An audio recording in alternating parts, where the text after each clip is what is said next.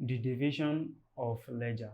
Let's know the meaning of the division of ledger. A business that is fairly small can conveniently maintain a single ledger in which transactions are recorded by a single clerk. But if the firm is bigger in size, such practice can create problems. First, the work may be too much for one clerk to handle effectively based on the bulkiness. The second thing that may cause it is the book can become too unwieldy to permit the extraction of the information in time if and when the need arises. To minimize all these earlier mentioned problems, it is often considered necessary to divide the ledger into several parts, each concerned with specific classes of transactions. The usual division of ledgers. Let's talk about the usual division of ledgers. Number one, under the division of ledgers that are usual, we have the sales ledger. This is also called the sold ledger or at times debtors ledger.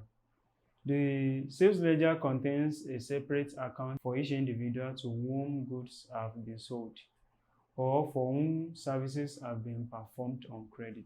The sales ledger is referred to as the debtors ledger because it contains the personal account of debtors to the business. Number two is general ledger. This is the ledger in which most deal and nominal accounts are kept. For example, the discounts allowed and discounts received accounts would normally be kept in general ledger, as would many other accounts. Number three is private ledger. This is a type of ledger for confidentiality and security reasons. It is kept by either the proprietor or the accountant outside the reach of office staff. A good example is of accounts which would normally be kept in such a ledger include capital drawings and profit and loss accounts. Number four is purchase ledger. Purchase ledger is sometimes called bought ledger or creditors ledger. It contains the personal accounts of creditors.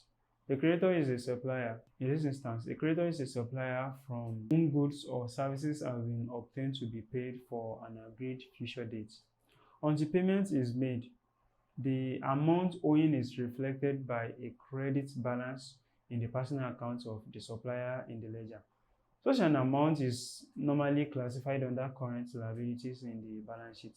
However, the purchase ledger records the company's transactions involving the supplier's purchases of the goods and services.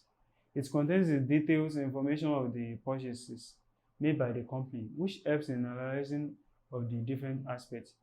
The balance are aggregated periodically, then posted into the purchase ledger control account.